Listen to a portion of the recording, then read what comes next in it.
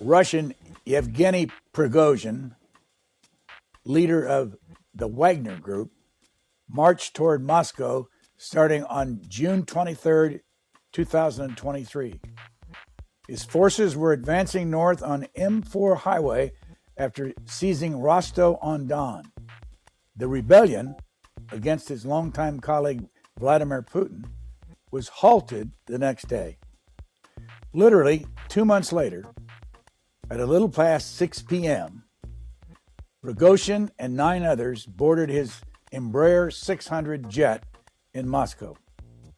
Several minutes later, at 6:20, over Tver, Russia, 100 miles north of Moscow, the plane exploded.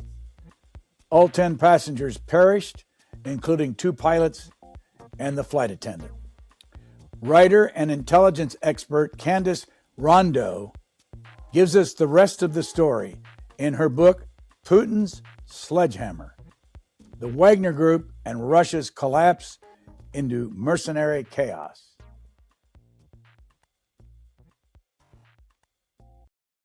Candace Rondeaux, when did you first go to Russia?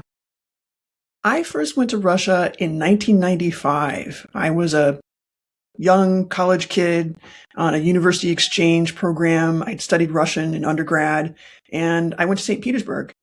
Beautiful, lovely town, but a town in crisis at that time, 95, 96, just a few years after the collapse of the Soviet Union. How long were you there? I was there a full year. I could have spent much more time there, but things were in such flux at that time. I think it was a perilous time politically, but also just kind of on the criminal front. The city was great.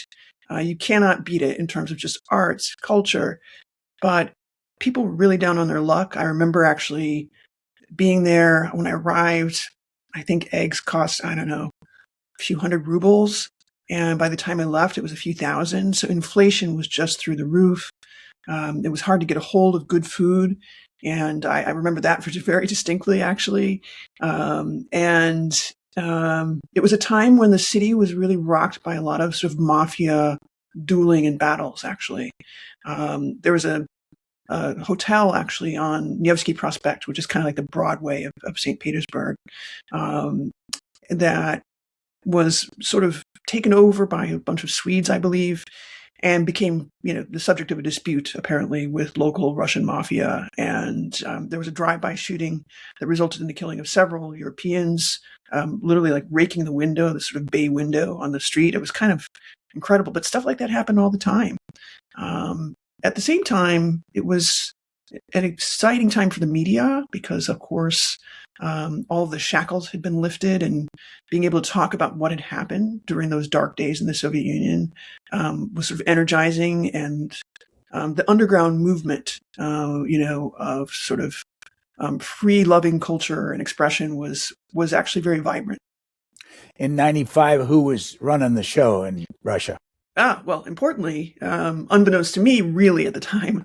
So we had, of course, Anatoly Sobchak was the mayor, very popular, kind of Western-oriented mayor. But his deputy was Vladimir Putin, none other than.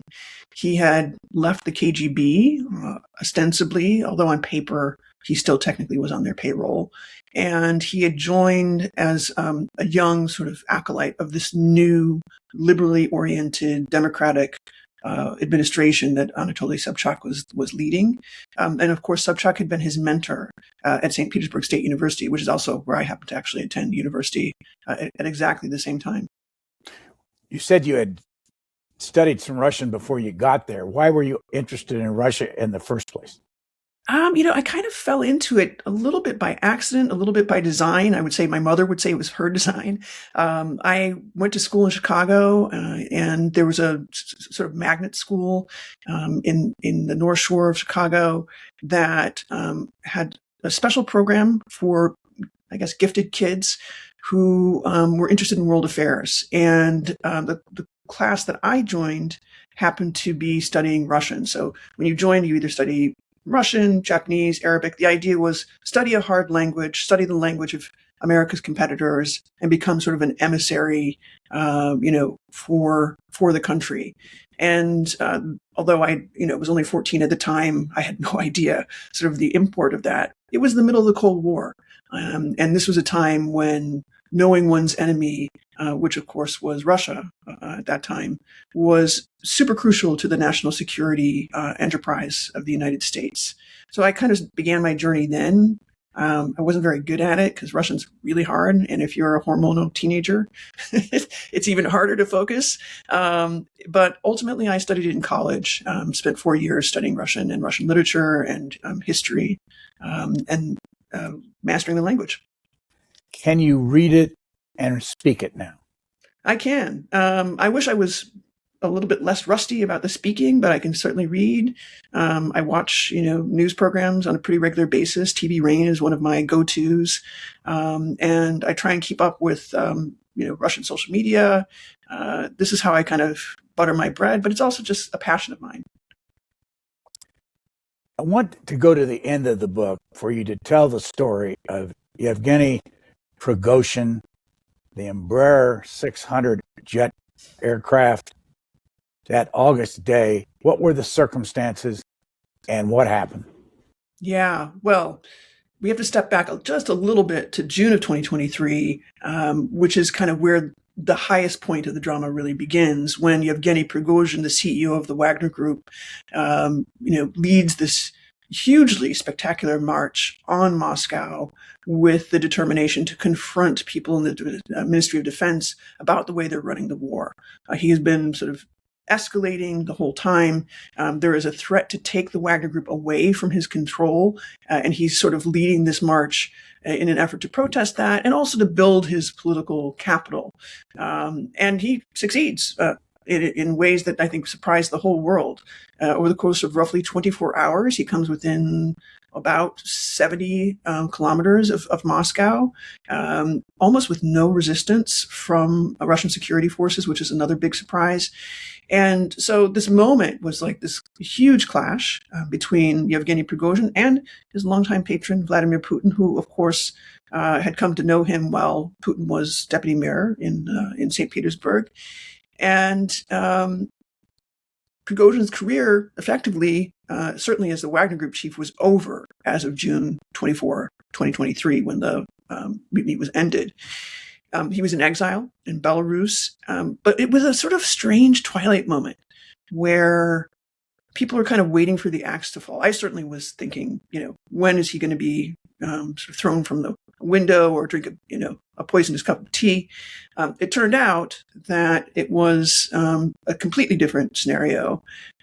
He was on his way from Moscow to St. Petersburg after traveling across Africa to try and convince his patrons there to keep up their side of the bargain, keeping the Wagner Group alive and in his control.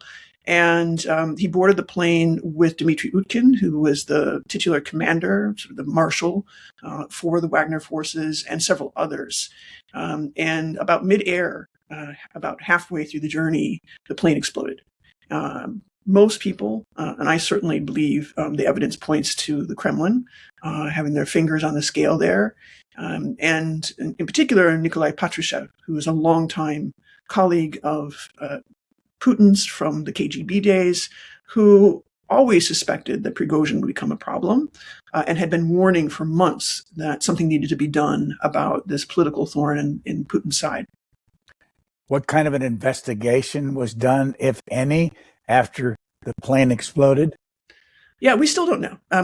What we do know is that Putin later mentioned that there had been a DNA analysis of the remains of those on board the Embraer jet. And one, it confirmed that Prigozhin was on board and that Utkin was on board, of course, because there was a lot of speculation as to whether or not they actually really were on. But it seemed to confirm that they were. But the second piece was a little bit weird. There was never any sort of investigation that was publicized into the cause. But Putin, in his open air remarks when he was on TV, just about a week afterwards, said that maybe Prigozhin had been, doing drugs. There was sort of an intimation or a hint that maybe he was coked up and high, and that they were playing around with explosives on board, which of course was completely implausible. But it was the best explanation that they were able to come up with. In actual fact, there were some suggestions and I think some hints that before the jet was boarded, right, before Prigozhin got on board in Moscow, a couple of young women had toured the jet on the premise that they were going to purchase it from him because, of course, Prigozhin, having lost his control of Wagner and part of his empire, was eager to kind of sell some of his assets, including the plane, which was embargoed and sanctioned. And there was even some camera footage of these two young women on board, sort of showing the inside, the sort of luxury cabin and so forth. And there was some suggestion that they perhaps had been part of the plot, and something had been planted on board during maintenance and repair or during their visit. Go back to the beginning of your thought about doing this book. I mean, this is a stem to stern on Prigozhin and Putin in leadership. When did it start for you that you wanted? This is your first book. This is. I've worked on some edited volumes before, but this is my first maiden voyage, my baby, as it were. I started looking at the Wagner Group in 2018, when most people kind of just understood it as this kind of ghost army. Nobody understood whether or not there was a real connection between Yevgeny Prigozhin and Vladimir Putin. There was a lot of dotted lines, but not connected, basically. And it was part of a proxy warfare project that we were looking at New America, where I work, think tank here in DC, and also Arizona State. And we were looking at the ways in which big powers, great powers like Russia, the United States, others, use proxies to advance their war aims. I happen to be the one person on the team who speaks Russian. I also have a little bit of Farsi, so I also spent some time, obviously, in Afghanistan. So my two prongs were Iran and Russia. And I wanted to look expressly at the Wagner Group because it really looked familiar to me. When you look at them, just the symbology, the kind of, the hardcore, big, brutish, special forces vibe that they give off, the blue berets, right? The airborne forces, the skull and crossbones, and the target and the crosshairs. All of that stuff was something that I really felt like I recognized from my time in St. Petersburg, when there was a rising on the right, the sort of pro-nationalist right that had a kind of Nazi vibe to it. And I just fell deep down the rabbit hole and did several studies actually on it over the course of about 5-6 years. But it was really in the summer of 2021 that I started thinking, oh, we are headed towards something really cataclysmic. Some of the social media that I monitor with my team that's linked to the Wagner Group started to show signs that there's some planning well in advance, months in advance, 6-7 months in advance of the actual start of the war in 2022 in Ukraine. And that was a pretty big hint to me that whatever was going to happen in Ukraine, the Wagner Group was going to figure very prominently. And I just felt like if that was the case, people needed to really understand it from its, sort of stem to stern, and understand the roots of this organization, which is more like a network and more also like an expression of Russia's military doctrine when it comes to irregular warfare. This is just a semantics question. You pronounce it Wagner. Others pronounce it because of the German Richard Wagner Group. Why did you decide to pronounce it Wagner and not Wagner? For a couple of reasons. In Russian, there is no W. And so they say Wagner, but when we transliterate it into English, it becomes a W. Just simple, straightforward transliteration rules. Also, they use, interestingly, W in their symbology. So it automatically kind of implicates Wagner as the kind of way to pronounce it. Most Americans don't say Richard Wagner. They usually say Richard Wagner when they're referring to the composer. So I just sort of went for the colloquial. Why is it named Wagner? Great question. This is actually like one of those weird stories that has sort of it's kind of a triple entendre, or quadruple, depending on how you look at it. So Dmitry Utkin, who was, of course, the sort of marshal commander, the military genius behind the Wagner Group's organization and deployments. He was a special forces, airborne forces soldier for many years, fought in Chechnya for both tours, basically, in some of the hardest situations that Russia had ever been in. And those elite forces tended toward a little bit more of a kind of nationalistic, almost Nazistic vibe. He adopted this call sign Wagner, in large part because he was absolutely enamored of neo-Nazi culture. He studied German a little bit as a young man, and when he started working as a mercenary for a private military company called the Moran Security Group in Syria, he took on this call sign Wagner. I think it was a little bit of a joke, but an allusion to Richard Wagner, who, of course, was Adolf Hitler's favorite composer. But the other thing that Utkin was really into was, of course, jumping out of planes, right? He's an airborne guy, jumping out of planes, jumping out of helicopters. And there's actually a famous picture of him jumping out of a helicopter. You might remember Apocalypse Now, a very famous scene when Richard Wagner's Ride of the Valkyries is played, right? As these helicopters, American helicopters, are swooping in on a Vietnamese village and destroying it. So another kind of allusion to that. But then the third piece is actually, this is a little bit obscure, is Edvard Wagner, who was the quartermaster for the SS, who basically ran these cleansing operations, in addition to kind of being responsible for rearguard logistics. He ran cleansing operations throughout Ukraine, what was then sort of this disputed part of Russia/Ukraine/Poland, and was largely responsible for the liquidation of Jewish villages, or predominantly Jewish villages, in that part of the world. So kind of a threefer, basically, in terms of sort of neo-Nazi signaling. If you walked up to somebody and you had your book and you handed it to them, what would you tell them is in the book that matters to them? Yeah, wow, that's the first time somebody's asked me that question. It's such a good one.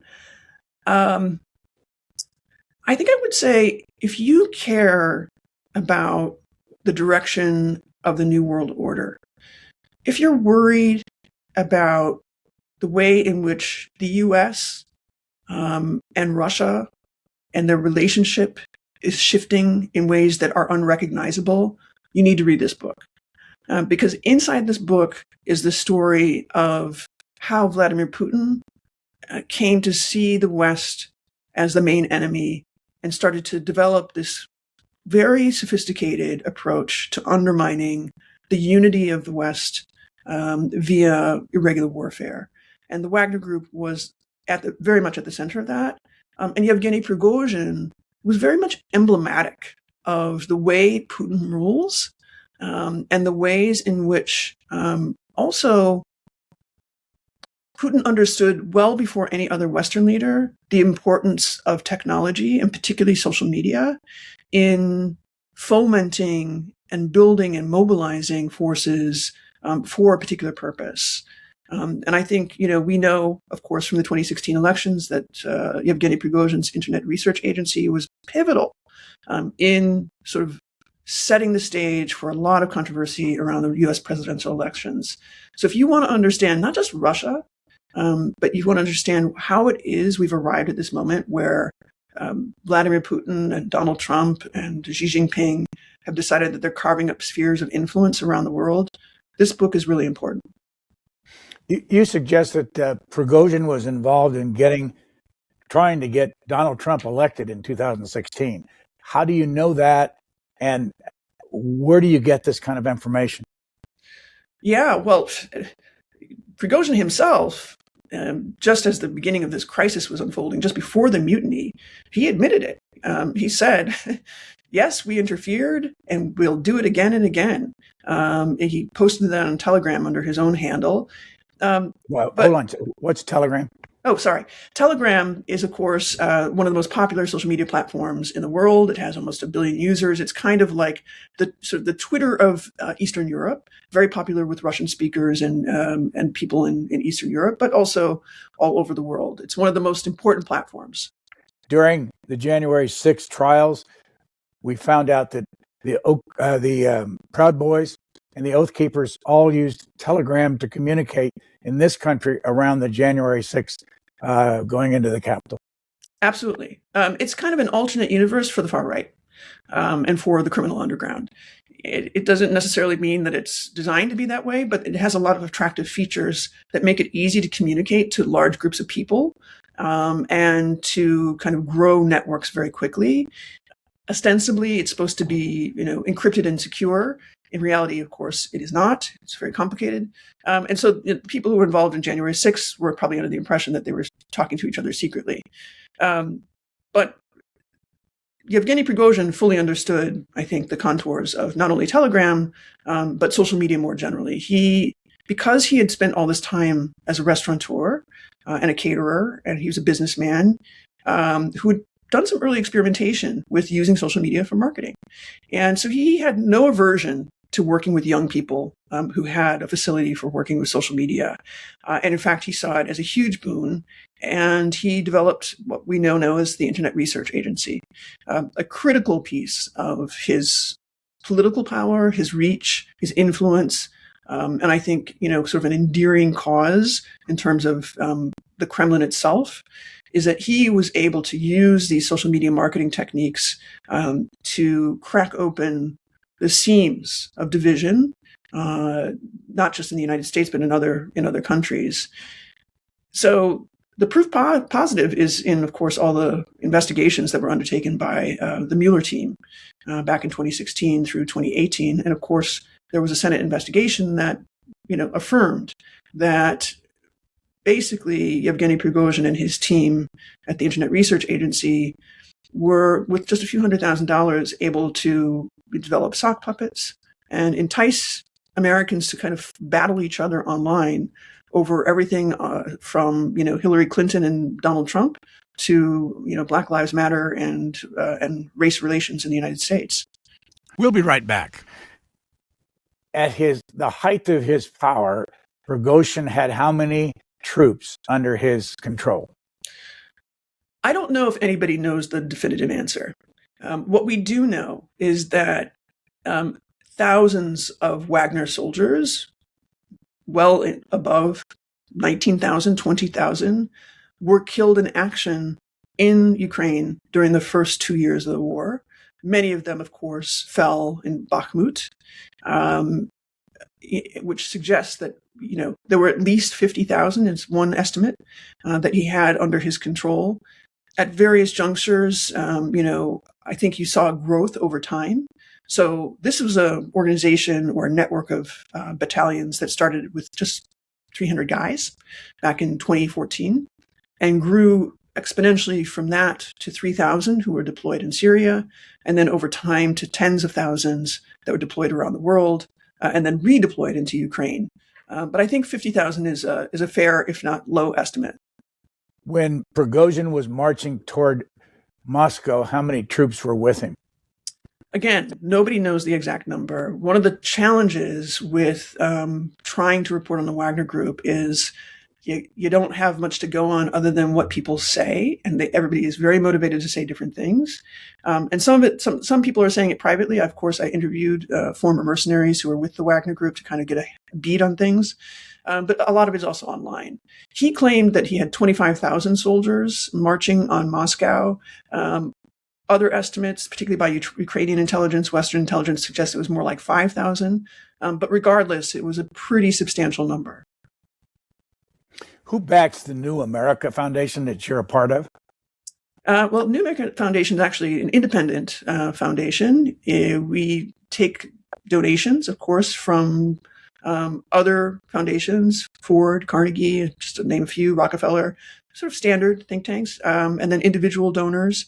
We have a very, very small share of funding from federal government, although, of course, that's since dwindled under the Trump administration. But it is an independent organization that takes funding and donations from independent organizations, mostly in the philanthropic sector. I got online and saw the list. Anybody that's interested can get on there and see who's contributed the millions of dollars that comes to I think you have in the reserves something in the effect of $35 million. How big? How many people work there? On any given day, it could be about 300 or so. But the core staff that's really dedicated to the programming is a little bit over 100. And do you go there every day, or do you work out of your home? I do a little bit of both. And through this process, I noticed that you list lots and lots of different organizations. I want to just quickly tap into them so people can get an idea of how expansive this whole effort is. What's the Dossier Center? The Dossier Center. So the Dossier Center is a London-based research organization that is funded by Mikhail Khodorkovsky, who was a dissident, former oil baron in Russia who clashed with Putin back in the 1990s. He's also sort of featured in my book. He's kind of a very pivotal and important character, now very much part of sort of leading the diaspora resistance against Putin. But the Dossier Center came out of Khodorkovsky's efforts to expose the Putin regime's corruption, and it actually kind of grew out of a tragedy having to do with Wagner Group killing several investigative journalists associated with Khodorkovsky's efforts in Central African Republic. They do a lot of open source collection. They also have a lot of sources inside Russia who have supplied them with leaked documents. So they are very, very critical. And a lot of other journalists have worked with them when it comes to looking at sort of the shadow wars that Russia is fomenting.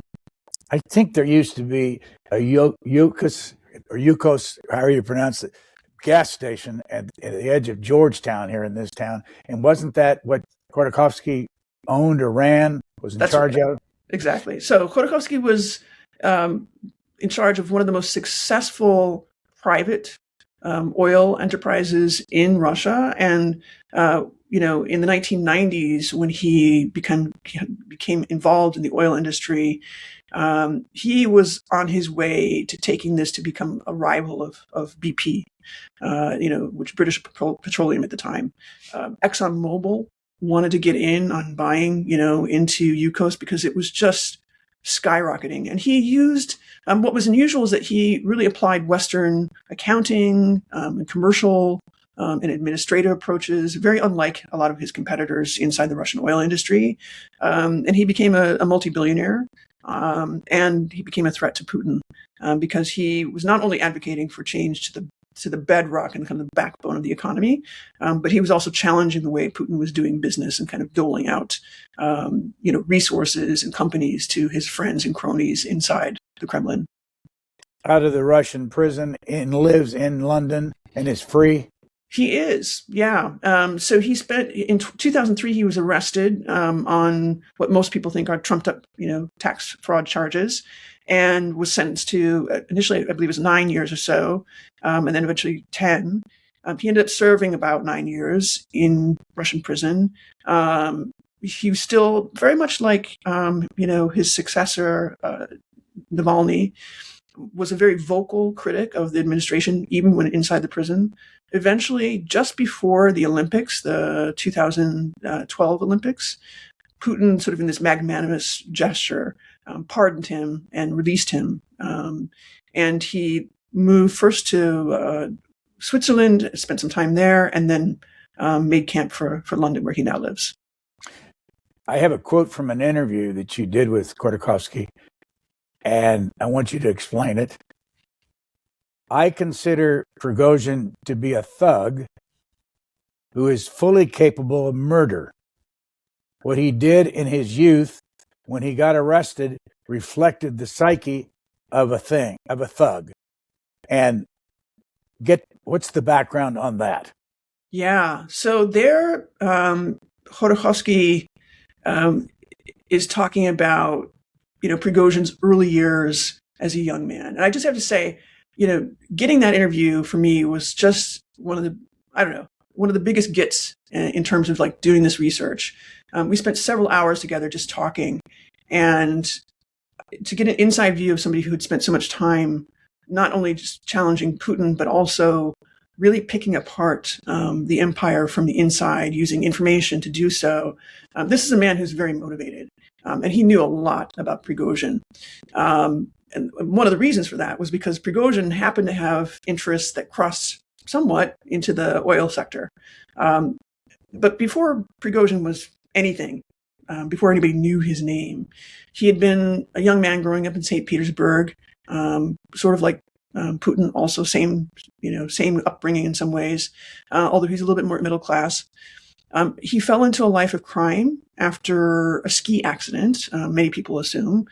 He was a young sort of Olympic skier in training, and something happened to him that lamed him up. And very shortly after that, this is now 1980s, he fell into a life of crime, started his own gang, a street gang, and went, casing basically houses of friends, and their parents, stealing, robbing them, etc., doing street crime, etc. And eventually he was popped. He was arrested for assaulting a young woman that he nearly murdered for her coat. She was wearing a fur coat. It was late at night. And he and a couple other friends tried to essentially, basically, almost nearly killed her, stripped her of the coat, stripped her of her boots, and left her in the snow. And it was that incident that led to a 10-year sentence inside prison. And that's kind of the school of hard knocks, is where Prigozhin learned a lot of the things that he ended up applying in the world of business and politics. About what year did he get out of prison? So he was released in 1990. And interestingly, this is the same. This is a very crucial moment just in history. Of course, the Soviet Union is collapsing. The Berlin Wall has already fallen, right? And the whole empire that Moscow and the Kremlin have built is creaking on its edges. And another young man, another St. Petersburg guy, Vladimir Putin, is in East Germany at the time. And he's in Dresden as a KGB operative. And 1990 is also the same year that, after his posting there, of course, fell apart amid all of the crisis, he returned to St. Petersburg in 1990 as well. And so these two guys not only returned to St. Petersburg, but to Vasilevsky Island, which is actually where I was actually a graduate student in a graduate student dorm, a nice but out of the way part of St. Petersburg where the university is based. And these two guys ended up exactly in that part of a town, only probably a few steps from each other in terms of the apartments that they rented. So, and it was kind of, it was on the Finnish Gulf. And so it was also kind of part of the port culture. A lot of, stevedores and ruffians and sort of union laborers who were responsible for, the shipping trade there were a huge part of Vasilevsky Island's culture as well. Is it actually an island? It is. It's a sort of semi-island. It's a little spit that juts out into to the Finnish Gulf. And I remember actually, sometimes if you stayed out a little bit too late on the mainland, if you weren't careful, you could get caught because those drawbridges would go up and you would be stuck out in the snow pretty much until dawn when they came back down again. As you know, there's a picture in your book with Prigozhin and George W. Bush. I don't know whether they knew each other, but explain what that picture is and why they were together. And there were other big names from the past that led countries that Prigozhin was around. Yeah, that picture just is, as they say, worth 1,000 words. It tells the story of Prigozhin's evolution, but also Putin's evolution in terms of just where they landed on the political rungs of power inside the country. These are two guys who, came from pretty rough circumstances. They essentially remade themselves, and their lives became intertwined through business and through the mafia culture in the city. Prigozhin, when he got out of prison, joined his stepfather, who had been also a ski instructor, in a business of selling hot dogs. It was actually out of a little subway car, little tram car in St. Petersburg. And that business blew up into kind of almost like a mini McDonald's, but very home style. Every kiosk in St. Petersburg offered these sosiski, these sort of hot dogs, basically, that were served. Cheap, street food, basically. A little bit like having a slice in New York. And I remember actually, late at night, I'm pretty sure I ate some of those hot dogs, to be honest with you, because that's what you do after a late night out, and a little bit of vodka, a little bit of beer, is you pick up one of those. So he built that kiosk empire of, hot dog sales into also a restaurant empire. And most importantly, a restaurant called Old Customs House, which was built literally inside a converted customs house on the riverbanks near the university. And it was one of the first luxury restaurants in St. Petersburg. As I said, the food was just abysmal. It was really hard to come by good food, affordable food. But Prigozhin somehow, through his connections, mostly with the local mafia, managed to find ways to import and get just the right thing and offer it at this luxury restaurant. And it became really popular with the hoi polloi of St. Petersburg and the sort of the political elite, including Anatoly Sobchak, the mayor, and, of course, famously, Vladimir Putin. There are even pictures of Putin there hanging out and hobnobbing with his friends. It was from there that Prigozhin expanded his empire and built this other floating restaurant known as the Big Island. And New Island, it was super popular. It was kind of like modeled on a Parisian bateau mouche, and it served these really luxurious meals. And it became the go-to place every time Putin or Yeltsin or anybody in power wanted to showcase, sort of Russian power to foreign visitors like George Bush. New Island was the place to go. And Prigozhin hosted George Bush. There's actually pictures on the boat of him and Laura Bush seated around a table, hobnobbing and eating caviar. So he became known as Putin's chef, basically. And every time George Bush or, King Charles, I think, came actually, the Queen of Spain visited, it would be Prigozhin that would be serving them right at their elbow. I know that this is in some dispute in your book. I mean, you say it's a dispute, but what would Prigozhin say was the time that he met Putin, and what did Putin say was the time he met Prigozhin, and what did they say about each other back in the 90s? Yeah, the irony of their relationship is that they both lied about it pretty much right up until Prigozhin died. It really was the story of two guys who found their way to each other at a time when the city was racked with poverty, racked with violence, criminal violence, essentially under the heel of both the KGB still and a growing and very powerful group of Russian mafiosos. And Prigozhin was not just in the restaurant business, he was also in the casino business and grocery business. And if you were in the casino business and grocery business in St. Petersburg, 9 times out of 10, you were going to come across Vladimir Putin because he was responsible as deputy mayor for licensing businesses in the city. And importantly, and this is, I think, the moment when they probably meet is sometime around 92, 93, when the city is starting to legalize gambling and to give licenses to casinos. And the city also took a share, about 50% of any earnings out of any privately operating casino in the city. And that was a deal that was completely designed by Putin. In concert with local power brokers, including a guy named Mirlashvili, who was a very important partner for Prigozhin. So their circles intersected very early on, certainly as early as the 1990s. But Prigozhin always claimed it wasn't until we had this big dinner on New Island, in the early 2000s, that I really got to know Putin. But he clearly was the go-to guy, the fixer. On many occasions for Putin. And that came out later, of course, over time. We'll be right back. Americans love to think that anybody in this country from any walk of life can grow up to be anything. And when I read your book, I kept picturing Prigozhin in his hot dog stand and Putin driving a taxi. How long did he drive a taxi?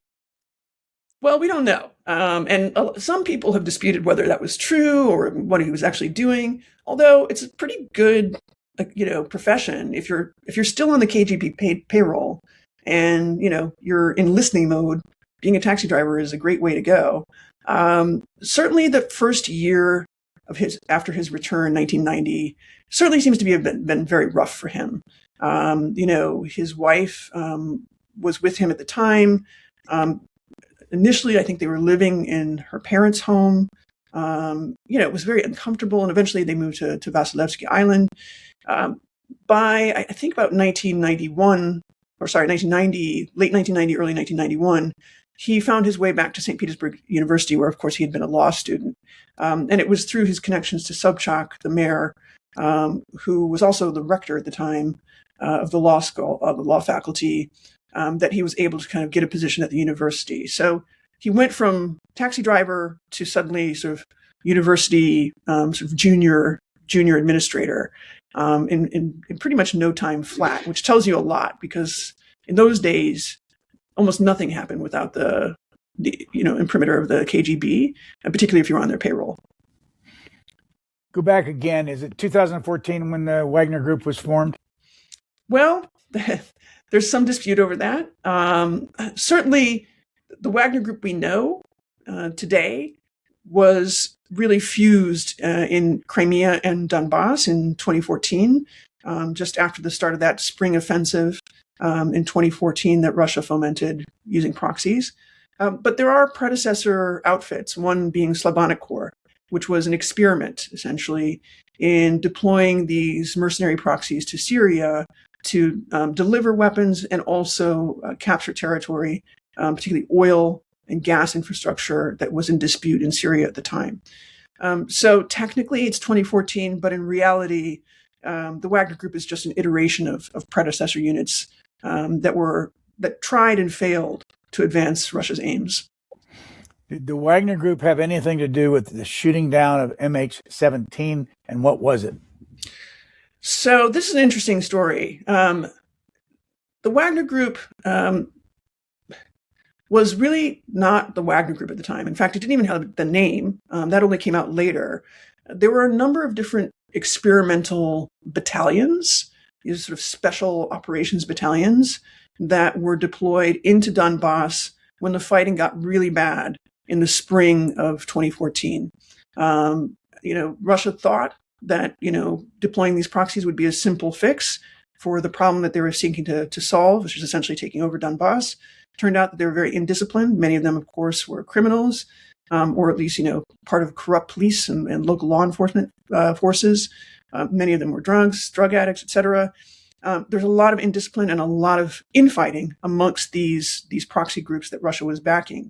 The Wagner Group was deployed in part to clean up the mess, stop the infighting, and sort of make sure that there was discipline, particularly in the Luhansk area, so closer to the Russia-Ukrainian border.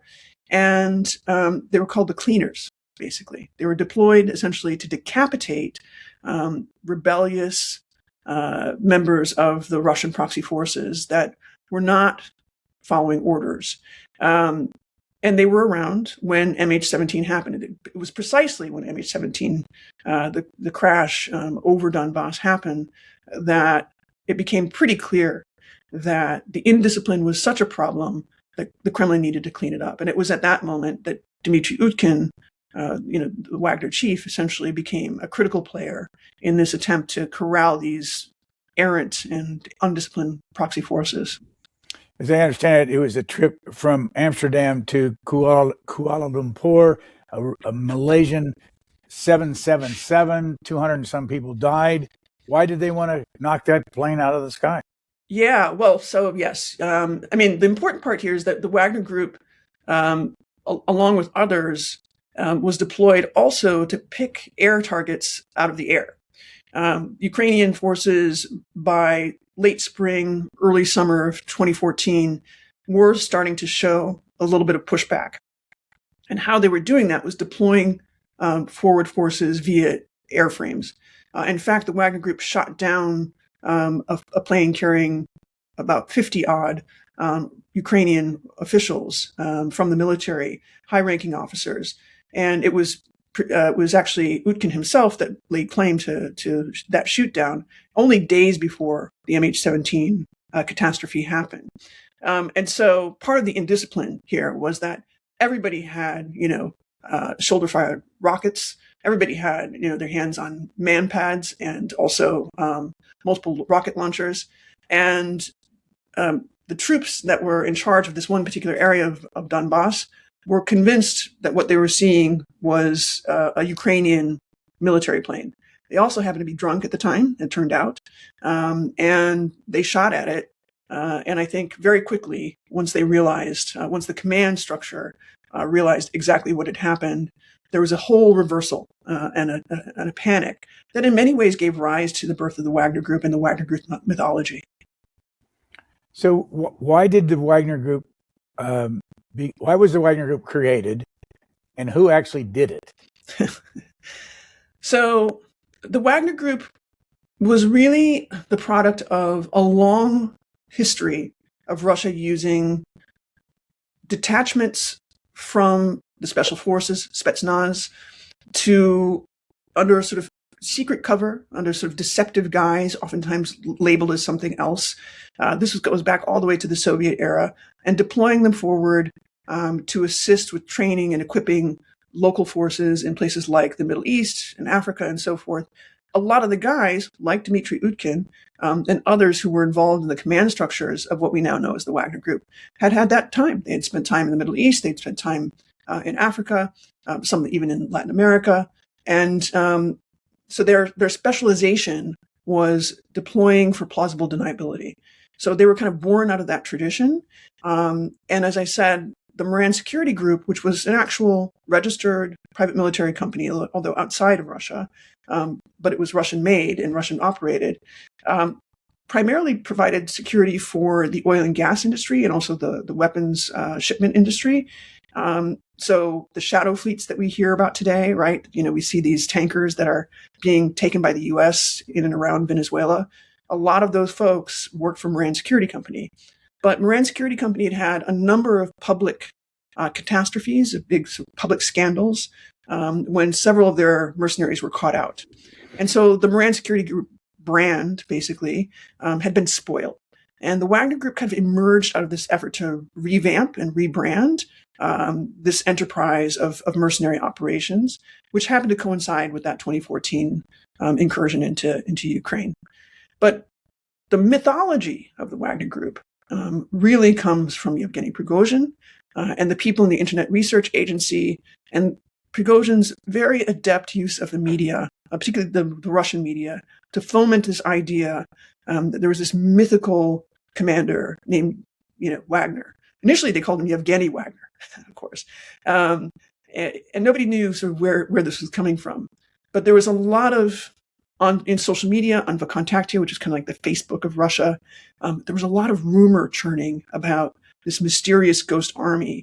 And Prigozhin leaned into that, and it became part of the mythos. Nobody could really break the chain until the story started moving out of Russian social media and Russian media. It was then that people started to understand, no, there's something deeper here.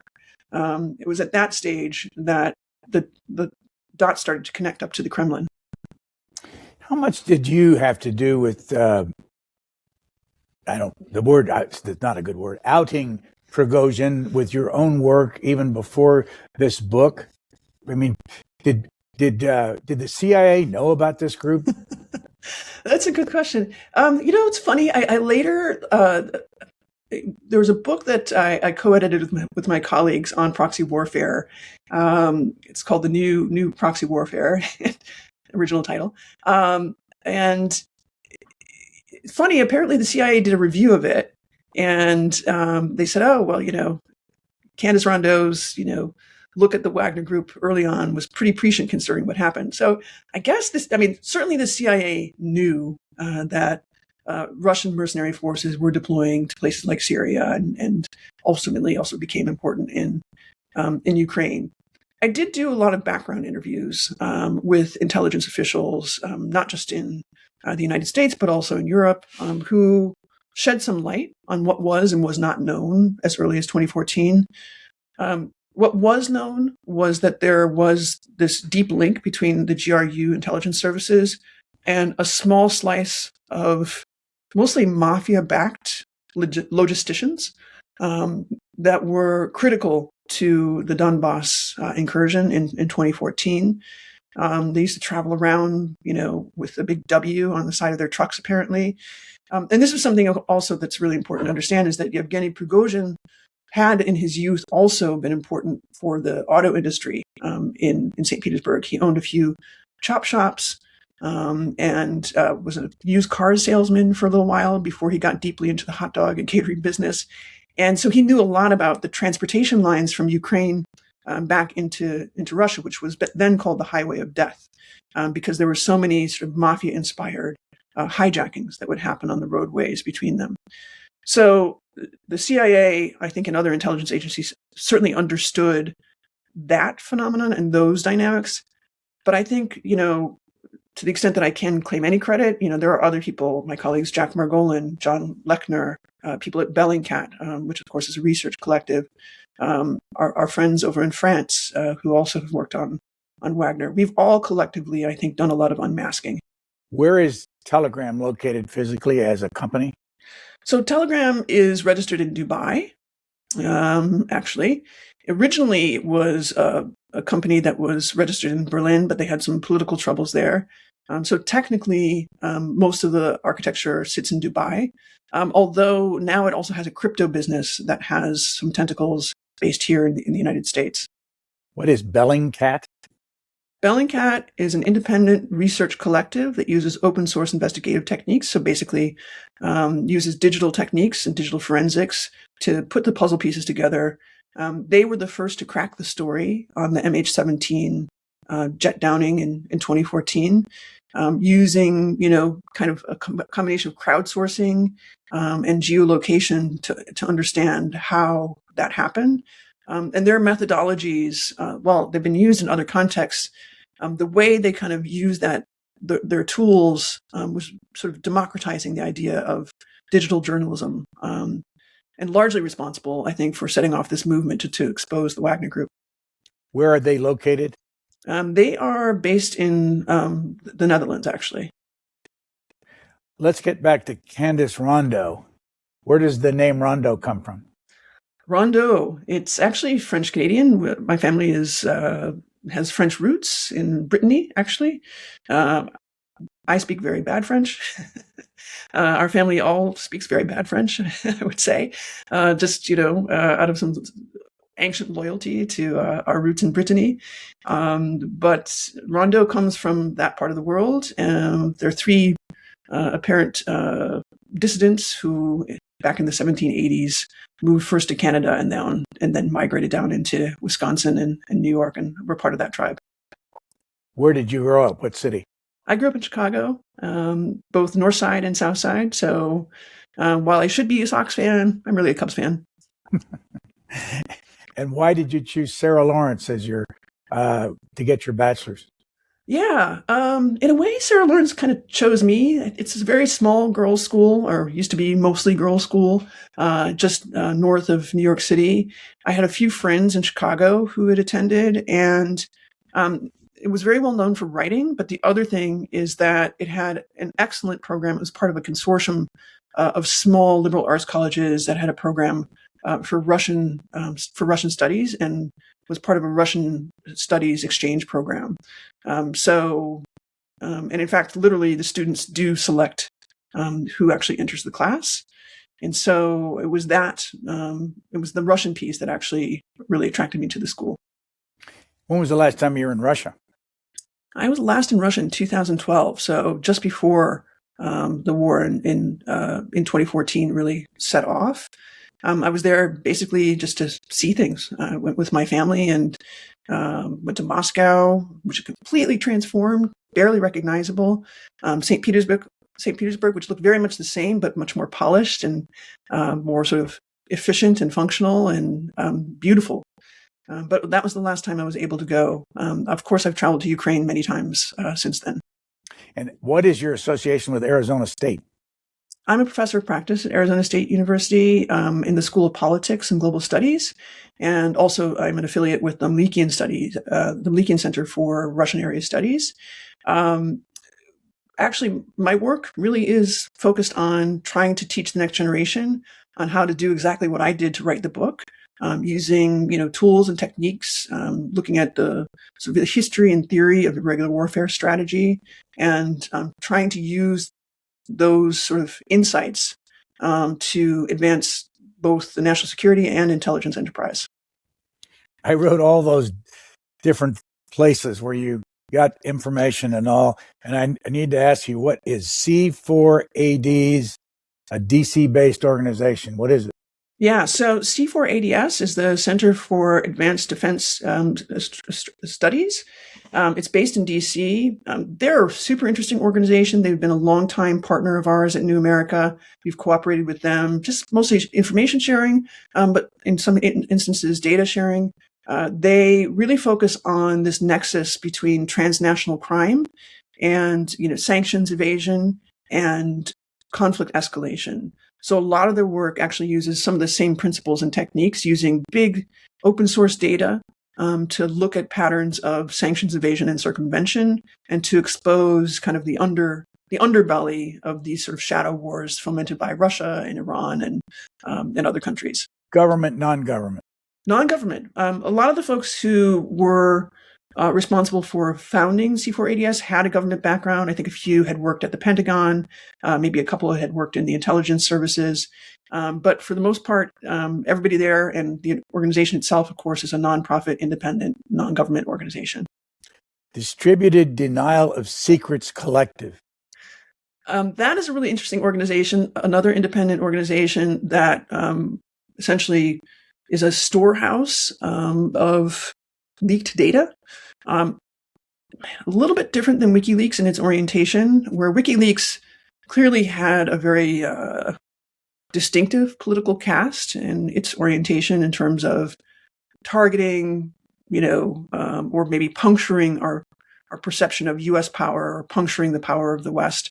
DDoS really focuses on a much more, I would say, ecumenical or sort of universalist approach to using and posting leaked information, so big data caches of several terabytes, and posting them online for people to exploit. And we did that very readily. Where's it located? It's actually, I believe they're based in New York, but I think, like everybody, they have lots of different sort of remote outposts. Not government. Not government. Dark Side of the Kremlin data sets. Yes. So is that an organization? It's a leaked data set that actually that a lot of people have used. Again, DDoS posted that online, and it's essentially emails that were, I guess, hacked from pretty prominent individuals close to the Kremlin, including one of the lead propagandists for the war in Ukraine. See if I can find the next one I want to ask you about. Information Competition Lab. The Information Competition Lab is a research center based at Arizona State University. My two good friends, Michael Simeone and Sean Walker, have been running it for several years now. Michael and Sean are some of the smartest folks I know. They're both information scientists who spend a lot of time thinking about how to use big data to expose patterns in the way people communicate and then their relationships. We've worked very closely with them for many years to exploit open source data, particularly Telegram data and Vkontakte data, to understand how the Wagner Group works. There's a lot more. One more ask you about the Transatlantic Dialogue Center. Yes. So Transatlantic Dialogue Center is based in Kyiv. It is a small think tank, independent, non-governmental, run by my colleague, Maxim Skripchenko. He's a young man, one of the smartest men I actually have ever encountered, really understands not just Ukrainian foreign policy, but the dynamics of NATO.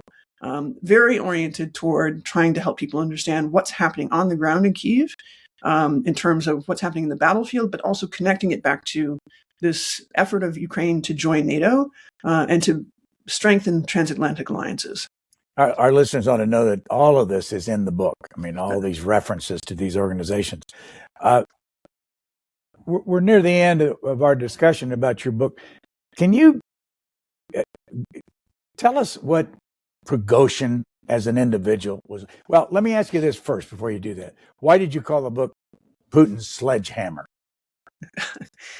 So the Sledgehammer emerged as this kind of symbol of the Wagner Group in around 2017. Without getting deep into it, you can read the first, part of the book. The prologue kind of tells the story. There was an incident involving the capture and torture of a Syrian civilian that was caught on camera. And it was pretty brutal. It was happening in this sort of desert scene. And the perpetrators were clearly Russian. They were speaking Russian, during the video. There was Russian rock music playing in the background. And they used a sledgehammer to beat the holy hell out of this unarmed man who was laying on the ground. And that video went viral. It became kind of the emblem of the Wagner Group very quickly. And within, days really of it going viral, there were T-shirts and mugs depicting this scene of sort of a masked Wagner guy beating a horned devil on the ground with a sledgehammer. Subsequent to that, there were just too many instances to cite where a sledgehammer was used to decapitate or torture a Wagner Group captive or enemy or somebody who's a perceived kind of threat to the organization. Prigozhin himself, would heft a sledgehammer on camera to symbolize kind of the heft and the might of his organization. But as you know, of course, the hammer and sickle were huge symbols for the Soviet Union. And it was sort of a little bit of a tongue-in-cheek revival of the hammer as a sort of allusion to the revival of Russian power and Russian imperial might. I started to ask you I want you to describe Prigozhin as a person. How tall was he? Was he married? Did he have children? What kind of a personality did he have? He was an extremely charismatic figure. This is the thing that kind of it's hard to understand. Like, how does this guy who's just a hot dog salesman go from, nothing to something so quickly? How does he become a multi-billionaire in the course of really just, a decade and a half or so? And how does he become so close to Vladimir Putin, who ultimately becomes the president of Russia? And it's because he was a very physical guy. As I mentioned, he had trained as a young man to be an Olympic skier, cross country. When he was in prison, he worked out a lot. He became kind of obsessed with kind of bulking up. He was quite tall, had a very big, bulky frame. Not a very good-looking guy, to be honest with you. Not sort of a butterface situation, I would say. But he had this kind of, he loved to joke. He was a sort of bit of a jokester. He was an everyman in a lot of ways. He could speak in many different registers. He could talk like, a guy in the back of a kitchen. And then he could also, be very comfortable at a table alongside diplomats. So he was very versatile. And he really understood the power of communication and the power of discretion. I think he was a man who, in any other circumstance, would have been an extremely successful entrepreneur and CEO of a major corporation. A very bombastic figure, but one who really understood understood the kind of the spirit of entrepreneurship. There's so much more. I need to ask you this one.